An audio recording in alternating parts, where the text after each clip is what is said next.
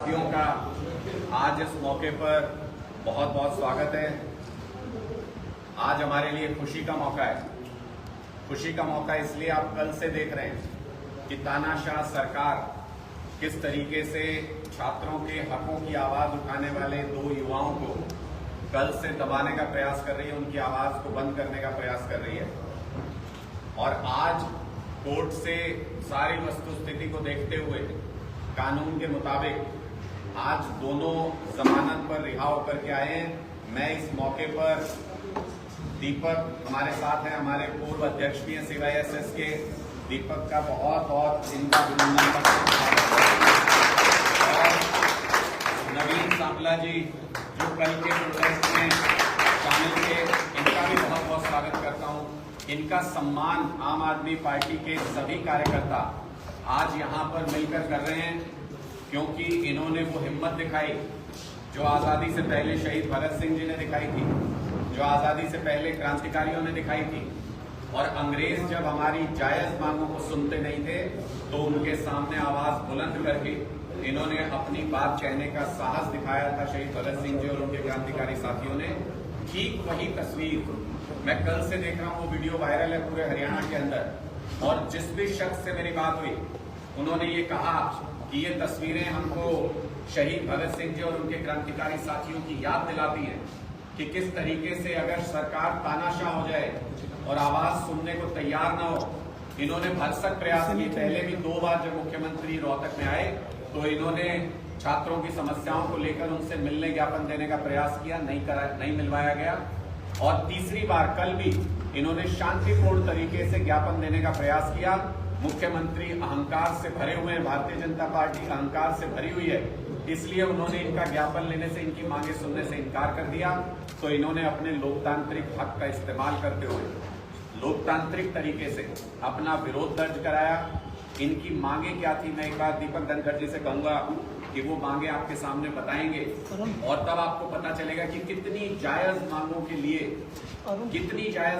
लिए पुलिस इनको गिरफ्तार किया, जबकि प्रोटेस्ट पे शाम को छोड़ दिया जाता है, इनको छोड़ा नहीं। 332 कॉजिंग इंजरी 332 की धारा ऐड कर दी कि इन्होंने किसी को चोट पहुंचाई है। सारा वाकया वीडियो पे था, 8-8, 10-10 कैमरों पे था। कहीं कोई सवाल ही पैदा नहीं होता किसी को इंजरी पहुंचाने का।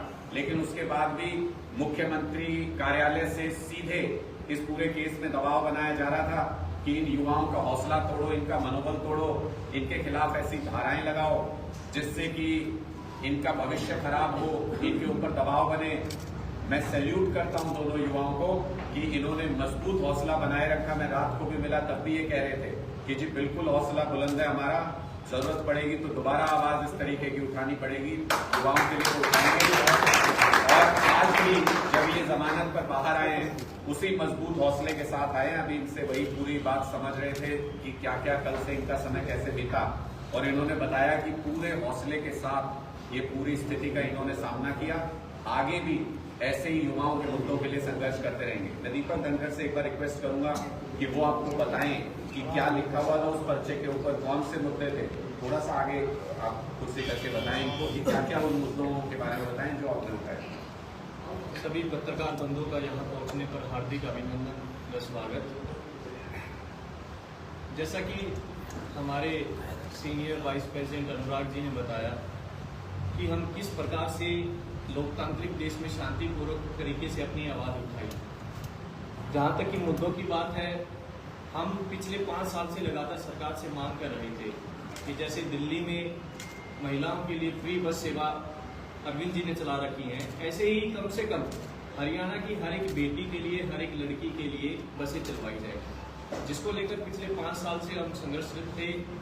सरकार ने हमारे 3 साल पहले रक्षाबंधन पर परिवहन मंत्री ने हमारी बात सुनी और उन्होंने घोषणा भी की कि 600 बसें हमने चलवा दी हैं और 600 बसें जल्द ही चल पड़ेंगी। उस घोषणा को लेकर हम खुश भी हुए, हमने लड्डू भी बांटे, खुशी भी जाहिर की कि हमारा संघर्ष, हमारा प्रदर्शन कामयाब रहा। लेकिन वो केवल सरकार की अखबार में और अपनी वाहवाही लूटने के लिए एक न्यूज़ थी। तो जमीनी स्तर पर मैं सरकार से चैलेंज करता हूँ कि आप एक भी डिस्ट्रिक्ट में दिखा दें कि स्पेशल गर्ल्स के लिए कोई बस चलती हो। काफ़ी लड़कियों के साथ हमारे पास, क्योंकि स्टूडेंट यूनियन के पास, विभिन्न कॉलेजों के पास लड़की जो स्टूडेंट लीडर है उनके पास हर दिन आए दिन कंप्लेंट आती है कि भैया आज उस बस में हमारे साथ छेड़खानी हुई है, आज हमारे पेरेंट्स ने आने के लिए इसलिए मना कर दिया क्योंकि रात को जब हम बसेज में आते हैं बहुत ज़्यादा भीड़ होती है, क्योंकि क्लासेस भी 5 बजे फिनिश होती हैं। तो हमारा मेन मकसद था गवर्नमेंट से कि भाई ये 600 बसों की जो आपने घोषणा की है ये ज़मीनी स्तर पर चलाई जाए, जिसको लेकर हमने पिछली बार भी जब मुख्यमंत्री जी एमडी यूनिवर्सिटी आए विरोध प्रदर्शन किया, वहाँ पर 50-60 लड़कियों ने खड़े होकर नारेबाजी भी की थी। पोस्टर के माध्यम से भी सरकार को जताया था कि लड़कियों के लिए बसें चलवाएं, लेकिन सरकार का उस पर कोई भी जवाब नहीं आया, ना वो ज़मीनी स्तर पर कुछ भी एक्शन हुआ, जिसको लेकर हम लगातार दूसरी तीसरी बार हमने आईसी कॉलेज में भी जब जन संवाद का कार्यक्रम था मुख्यमंत्री जी का, तब भी हमने प्रशासन के माध्यम से रिक्वेस्ट की थी कि हम मुख्यमंत्री जी से मिलना चाहते हैं, स्टूडेंट्स के कुछ मुद्दे हैं हमारे, ये एक मुद्दा है, ऐसे 5-6 मुद्दे हैं, 2-3 नवीन जी भी आपको बताएंगे। तो वहाँ भी हमने प्रयास किया, वहाँ पर भी हमें डिटेन कर लिया, हिरासत में ले लिया गया, लेकिन हमें मिलने नहीं दिया गया। जहाँ तक की बात कल की है, हम CYSS छात्र दिवस संघर्ष समिति की जो कार्यपद्धति कार्यप्रणाली और जो हमारी मानसिकता है वो शांतिपूर्वक तरीके से संवैधानिक रूप से अपनी बातें सरकार को रखने का हमारा अधिकार है, और उसी तरीके से हम जा रहे थे उनके पास। हमने प्रशासनिक अधिकारियों से, रोहतक के जो CID के अधिकारी हैं, पुलिस के महकमे के अधिकारी हैं, उनसे परमिशन ली कि मुख्यमंत्री जी और शिक्षा मंत्री जी MD यूनिवर्सिटी आ रहे हैं। हमारी लड़कियों की बसों के साथ साथ लगातार हर साल फीस बढ़ोतरी हो रही है, उसको लेकर छात्र संघ चुनाव को लेकर विभिन्न मुद्दों को लेकर हमने मुख्यमंत्री जी और शिक्षा मंत्री जी से मिलना है। तो प्रशासन ने हमें कहा कि ठीक है, आप फैकल्टी हाउस आओ जाओ, वहाँ पर हम आपको मिलवा देंगे। हम फैकल्टी हाउस पहुँचने के बाद मुख्यमंत्री जी वहाँ पर पहुँचे तो हमें लगा कि अब हमें मिलवा दिया जाएगा, लेकिन मुख्यमंत्री जी वहाँ पर लंच कर और वहाँ से निकल गए, और अधिकारियों ने हमें कह दिया कि भाई अब नहीं मिलेंगे आपसे। तो हमने अधिकारियों को कहा कि भाई हमसे नहीं मिलेंगे तो हम प्रदर्शन करेंगे, तो उन्होंने कहा आप तो जा चुके हैं, अब आपसे नहीं मिलेंगे।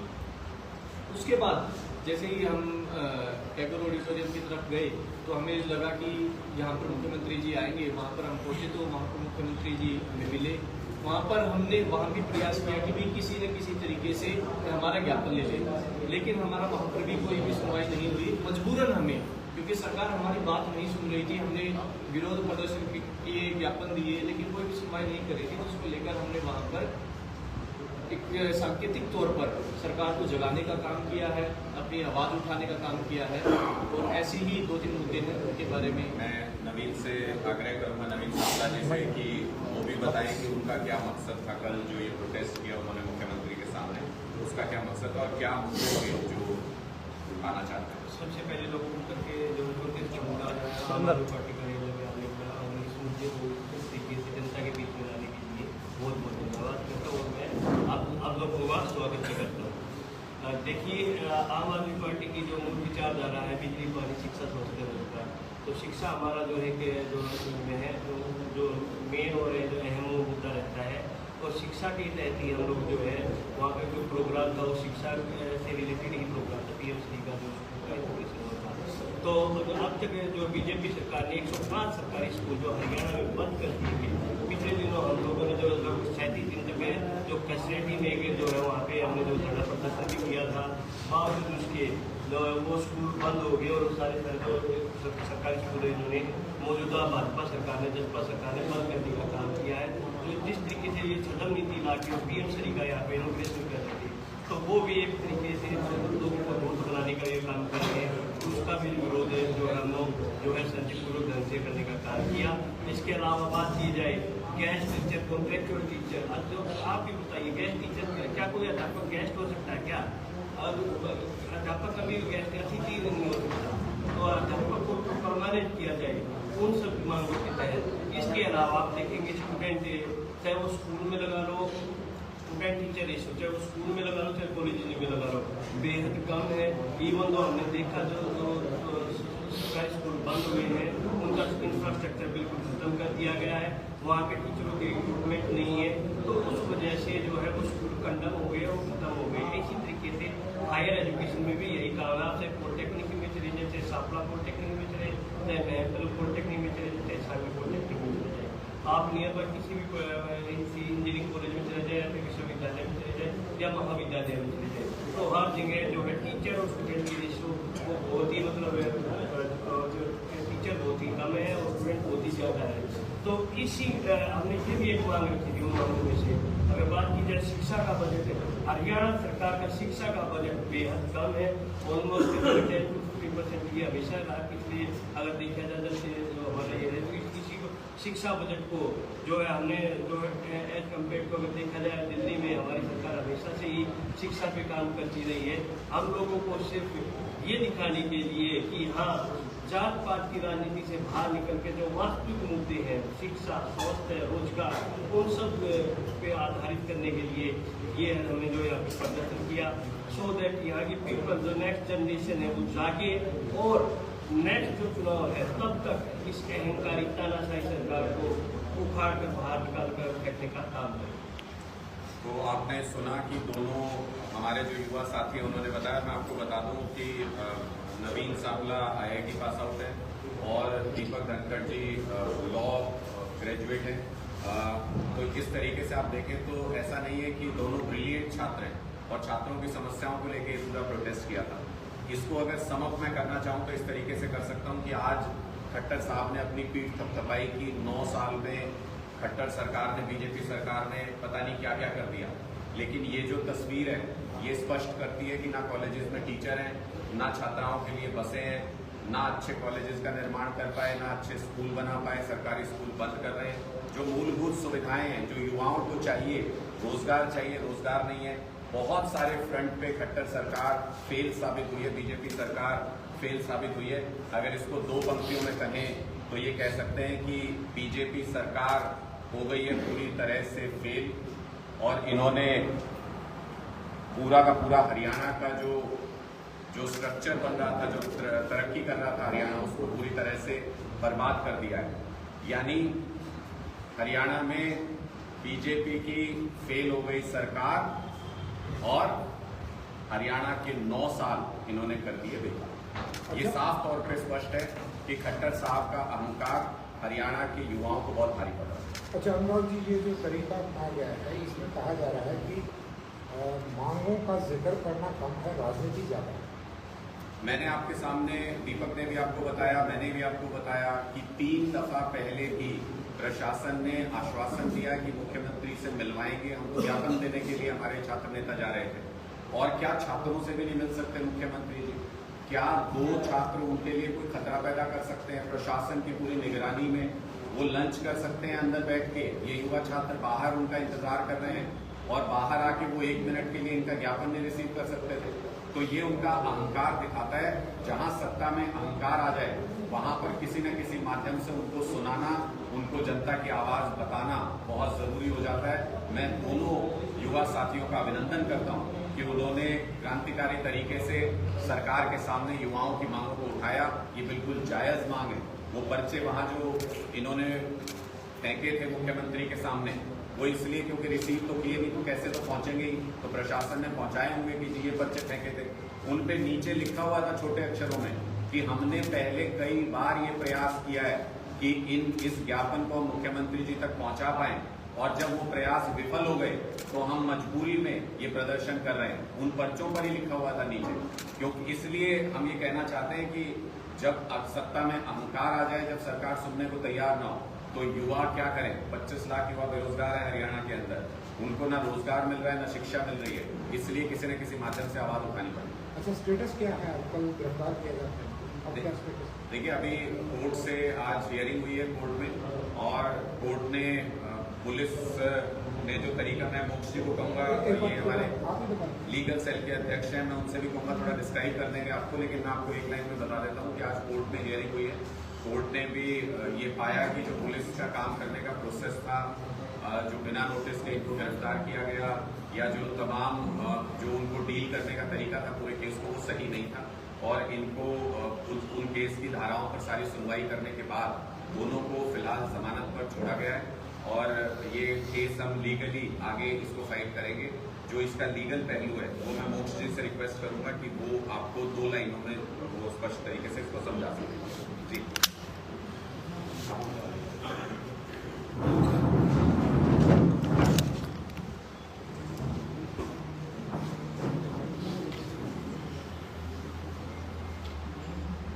आज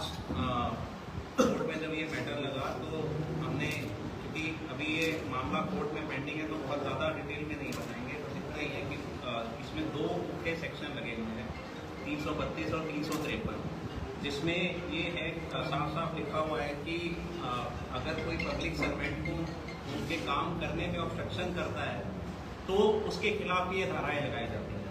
तो हमने जज साहब को वीडियो दिखाया, जो वीडियो रिकॉर्डेड है, आप सबने कल देखा था, और वो इन्होंने जो बच्चे जिस तरीके से उड़ाए थे और जो तरीका था कि ये ऑब्स्ट्रक्शन नहीं कर रहे किसी भी उसमें, और जज साहब ने एक बहुत अच्छा कमेंट किया जो गवर्नमेंट काउंसिल थे उनको, कि अगर आप इनकी बात नहीं सुनेंगे तो लोकतांत्रिक तरीके में इनके पास और दूसरा तरीका क्या है।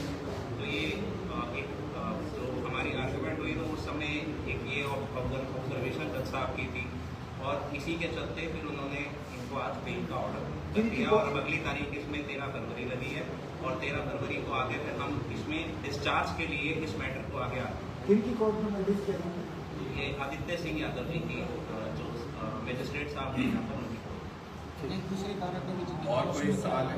बाकी सब धाराएं जो हैं इंजरी वाली है 29 तारीख को केजरीवाल भी आ रहे थे। देखिए 29 तारीख का जो अरविंद केजरीवाल जी का प्रोग्राम है वो पोस्टपोन किया गया है, वो 5 तारीख को अब आ रहे हैं हरियाणा के अंदर। और वही सस्पेंस।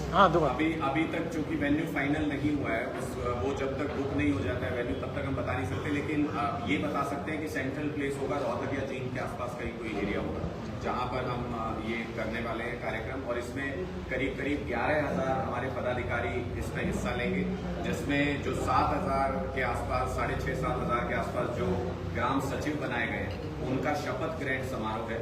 तो ये काफी बड़ा कार्यक्रम और ग्रास रूट लेवल तक हमारे संगठन के पहुंचने के बाद एक बड़ा कार्यक्रम है। हमारी कोशिश है कि संगठन की रूपरेखा पूरी होने के बाद हम पॉलिटिकल कैंपेन शुरू किया। आपने 9 साल का जिक्र किया सरकार का, मुख्यमंत्री ने आज प्रेस कॉन्फ्रेंस की तमाम जो सरकार के विकास कार्यों की रूपरेखा तैयार की, बताइए। मैं वही कह रहा हूँ आपको कि 9 साल के बाद अगर जनता आपकी रिपोर्ट कार्ड पे तालियां ना बजाए, और अगर आप प्रेस को, मीडिया को बुला के अगर खुद ही अपनी पेट थपथपाएं, तो इससे समझ में आता है कि आपने 9 साल में कुछ नहीं किया। जनता तो कहीं गवाही नहीं दे रही। मैंने पिछले कई महीनों में एक भी ऐसा वीडियो नहीं देखा किसी सोशल मीडिया पे या कहीं कोई खट्टर साहब की सरकार की तारीफ कर रहा हो किसी तरीके से। इससे पता चलता है प्रदूषण के मामले में हरियाणा सरकार फेल, रोजगार के मामले में हरियाणा सरकार फेल, किसानों के मुद्दों पे हरियाणा सरकार फेल, ये जितने भी आशा वर्कर्स, आंगनबाड़ी वर्कर्स हैं, ये अपने अधिकारों के लिए लड़ के ले तो कुछ ठीक है, फेल। सरपंचों के अधिकार के मामले में हरियाणा सरकार फेल, महिलाओं की सुरक्षा के मामले में हरियाणा सरकार फेल। संदीप सिंह को आज भी मंत्री बनाए हुए हैं। आप जो मर्जी किसी वर्ग का कोई भी मुद्दा उठा के देख लीजिए, सिर्फ जाति और धर्म के नाम पे लोगों के बीच में लड़ाने और आग लगाने के सिवा भारतीय जनता पार्टी के पिछले 9 साल में कोई उपलब्धि नहीं है। पूरी तरह से फेल रही है खट्टर सरकार। 9 साल हरियाणा के कर दिए बेकार।